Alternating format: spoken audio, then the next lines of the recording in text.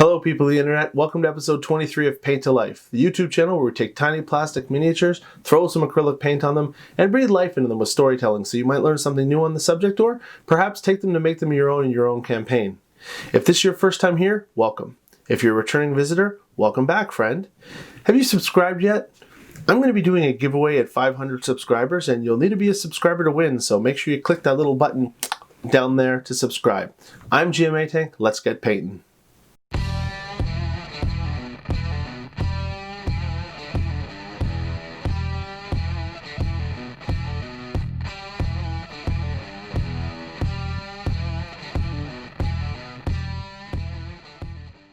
Alright, last week we concluded the story of Bahamut and Tiamat, two repainted Icons of the Realms miniatures. Those stories were the culmination of the 5 chromatic dragon stories and the 5 metallic dragon stories that we've done on Paint to Life. If you missed those episodes, you can check them out from the link here, and you should, because they were just as riveting as Avengers Infinity War and Endgame. The subject and the format of tonight's episode is a wee different from what I've done before. I was commissioned to paint game pieces from a board game by one of the friendly local gaming stores in my hometown called the Toy Trove. Now, many board games come with neutral pieces that are really sculpted well, but they're just plain generic plastic miniatures. Moreover, some board games come with pieces that come pre-painted from the factory, but the paint jobs leave a lot to be desired. When we spend a lot of money on an epic board game with brilliant art and graphics, it's shameful to have to use these sleepy, gray-looking pieces. So let me ask you, do you know who the Mighty Morphin Power Rangers are? I'm guessing a lot of you do, and even those of you who don't worry. I was personally never a big fan myself. I had just grown out of it when the trend started. But hey, there's no judgment here on this channel. I'm almost 40 years old and I play Dungeons & Dragons every week and paint toys in my spare time. But look, even if you are a fan of the Mighty Morphin Power Rangers, I bet you didn't know that later this week, August 28th to be precise, is the National Power Rangers Day, according to Hasbro. You see, it was on August 28th, 1993 that they first launched the Mighty Morphin Power Rangers.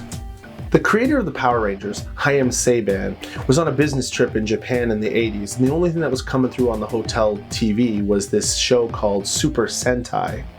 Do those look familiar to you? Saban was fascinated with the concept of 5 masked people wearing spandex fighting monsters, and sure enough, less than 10 years later, his idea took off over with the brass at the newly formed Fox Kids. Now this is the brilliance of it. Production of Power Ranger episodes involved extensive localization and revision of the original Super Sentai source material in order to incorporate American culture and conform to American television standards. Basically, they filmed all the teenager scenes in these campy, Saved by the Bell-esque high school shows, reverse engineered from the fight footage they already had licensed, then blended it all together to make a brand new show. It's a pretty fantastic idea. For fights out of costume, the teenage actors they hired to play the Power Rangers all had to have some kind of martial arts or gymnastics training for some believability. Of course, this format did have some continuity issues with the way of doing things. For example, here, they're clearly fighting in the hills of their city, Angel Grove. And then once they morph into their Power Ranger outfit, they're suddenly in the cityscape. Magic! I seem to remember watching these episodes and recognizing these things, but not being mature enough to kind of put together how or why that was happening. There's also the fact that both the Yellow and Pink Ranger were played in the American version by young women, but in the Super Sentai show, only one of the spandexed Avengers was a woman, and that was the pink one, hence the built-in skirt in her costume. The Yellow Ranger had a different surprise in hers. The kaijus of each Mighty Morphin Power Rangers episode, the monsters of each Mighty Morphin Power Rangers episode would ultimately be jacked up by some evil magic which would cause them to grow to incredible sizes. And the only way that the Power Rangers could fight them was by summoning and piloting enormous war machines called Jaegers. Piloting enormous war machines called Zords. Usually this would happen by the end of every episode. That's when shit would really get real, and ultimately the Zords would all connect together to turn into the Megazord, complete with Sky Sword. Batteries not included. Literally every episode of Power Rangers I ever saw kind of went like this. Teenagers getting their ass kicked, morph up. Spandex teenagers getting their ass kicked, summon Dinozords. Dinozords getting their ass kicked individually, summon the Megazord sequence initiated. Megazord getting its ass kicked, summon Sky Sword, or lock on and fire all weapons. That's it, show's over, see you tomorrow after school, kids. All Yellow Ranger banana jokes aside, Power Rangers was campy as hell, but kids and young teens loved it. One time the Power Rangers shut down the LA freeway when Dare hosted an event with Power Rangers in 1994. Over 34,000 people showed up, shattering a 30-year attendance record at Universal Studios. The toy line for this franchise has made billions of dollars. The show itself has gone on to have multiple movies and over 20 incantations over the last 27 years of variants of Power Rangers, making it one of the most profitable kids shows of all time. They even tried to make a movie reboot again in 2017 that was supposed to have many sequels, but it tanked. And now, it's rumored that it's being rebooted yet again, this time by a different movie studio, Paramount Pictures. You just can't keep a money-making franchise down, not to mention video games, clothing, merchandise, stuffed animals, and of course, board games. Don't forget, all the kids over the last 3 decades are now fully fledged consumers of their own with lots of desire to spend their money on nostalgia. Case in point, this very game, Power Rangers Hero of the Grid by Renegade Studios. Players take on the roles of the original Mighty Morphin Power Rangers to battle the forces of darkness. In the core game box, you get Rita Repulsa, her relentless swarms of putty patrollers and super putty patrollers, as well as formidable bosses like Bones, Nasty Knight, Madame Woe, and Pudgy Pig. I remember Pudgy Pig. I remember that.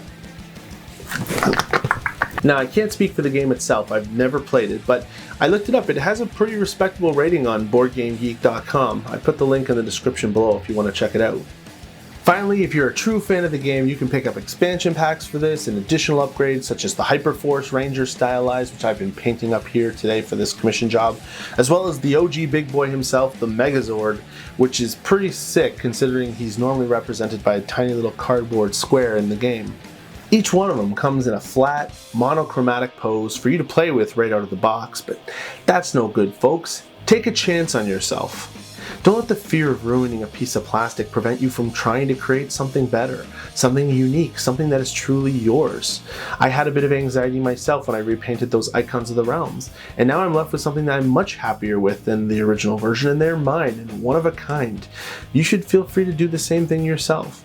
As you can see, even if we're not painting D&D fantasy miniatures, you can paint to life anything with a brush, some paints, some confidence, and your imagination.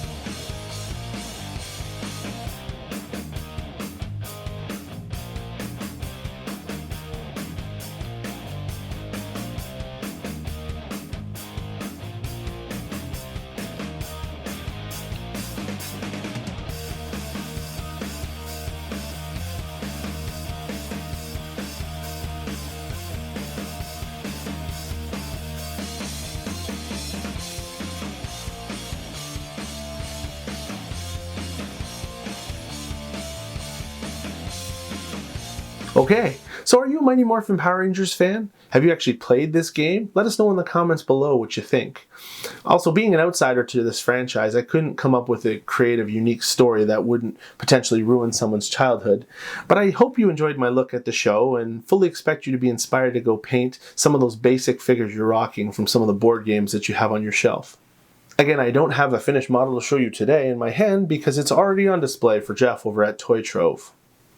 With that said, Wave 12 of the Nozzles Marvelous Miniatures has just released, so it's a great time to head down to your friendly local gaming store, pick up a brush, some paints, and give painting these a try. Alright guys, next week I'm going to be painting this Manticore from the Wave 12 line, and he's a little special, and I'll tell you why. WizKids is selling him in a pack with paints, brushes, everything you need to get into miniature painting in a little kit. And same thing I've been saying for 22 weeks. But they're also sponsoring painting events at friendly local gaming stores where they can organize, everyone can come in and paint them in a crew, which is really cool, but it's only available in the United States at the moment. But if it's successful, I would expect them to expand internationally. So since this is a USA only kind of thing, I figured I would paint one up to share with my fellow Canadians and others from around the world. That should be fun. Remember, I release new story videos every Saturday, and the subsequent painting with commentary come out the following Tuesday. The link is down below in the description as well. Check out my website at painttolife.com for channel links, Instagram, and a blog that I never touch. That's all for tonight. I'm GM Atank. Wash your hands, people.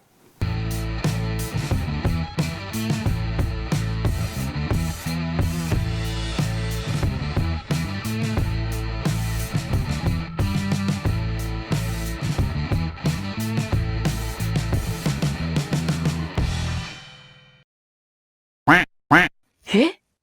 冗談でしょ？